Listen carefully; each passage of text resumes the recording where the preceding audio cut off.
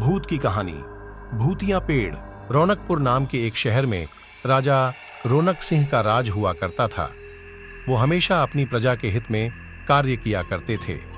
वहां की प्रजा बहुत खुश रहती थी। एक दिन गिद्ध आकाश में भूतिया पेड़ के बीज लेकर उड़ रहा था। जैसे ही गिद्ध रौनकपुर पहुंचा तो उसके मुंह से एकदम बीज रौनकपुर के बीचों बीच गिर गया। बीज भूतिया था, इसलिए अगले ही दिन वो पौधा बन गया। वहां के स्थानीय निवासियों ने जब पौधे को देखा तो हैरान रह गए, क्योंकि पौधे का रंग काला था। बाद में लोगों ने आपस में चर्चा की और यह समझा कि खेत में उगने वाला कोई घास पात या वनस्पति होगी। दूसरे दिन वो पौधा काफी बड़ा हो गया। लोगों को और ज्यादा दुविधा हुई कि एक ही दिन में ये पौधा इतना बड़ा कैसे हो गया।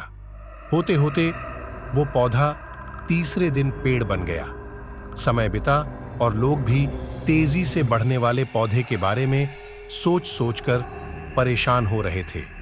वो इस मामले को राजा के पास लेकर गए।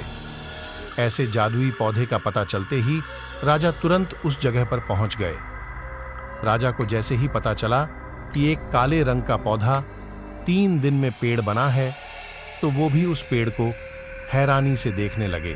राजा उस पेड़ के पास चौथे दिन पहुंचे थे और तब तक पेड़ और बड़ा हो चुका था। वो इतनी तेजी से फैला था कि किसी को यकीन ही नहीं हो रहा था।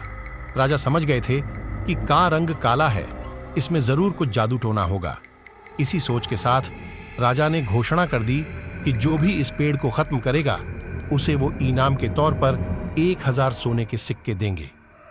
यही नहीं, राजा ने यहां तक कहा कि पेड़ को खत्म करने वाला व्यक्ति मेरी मृत्यु के बाद मेरी राजगद्दी पाने का हकदार भी बनेगा।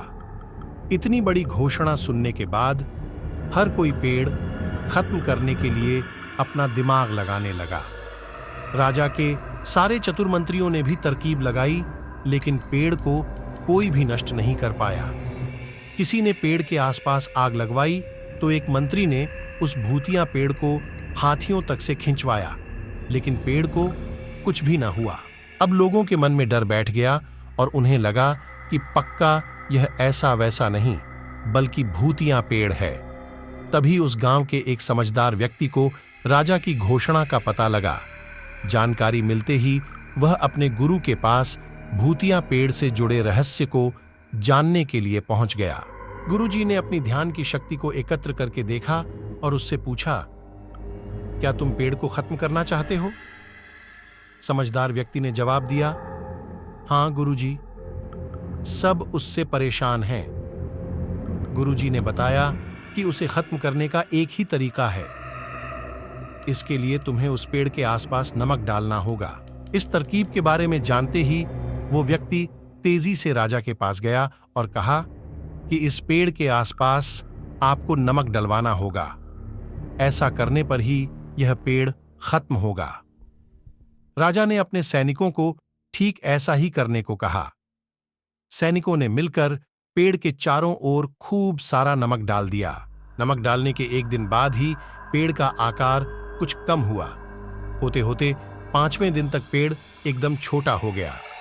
उसके बाद गलकर वो गायब ही हो गया। उस व्यक्ति की तरकीब काम कर गई और राजा ने खुश होकर उसे इनाम की 1000 सोने की मोहर पहले दी। उसके बाद एक पत्र दिया जिसमें लिखा था कि वो राजा के मरने के बाद उनकी गद्दी को संभालेगा। वो समझदार व्यक्ति खुश होकर अपने घर चला गया। कहानी से सीख, ऐसी कोई मुसीबत नहीं होती जिसका समाधान न किया जा सके। जरूरत है तो बस धैर्य और समझदारी की। एक खास बात आपको सभी लोगों को बतानी है, क्योंकि हमारा न्यू चैनल बनाया हुआ है और चैनल का नाम है हिंदू धर्म पर आधारित जैसा प्यार आप सच्ची घटना पर आधारित को देते हैं, वैसे ही प्यार हिंदू धर्म पर आधारित को भी दीजिएगा।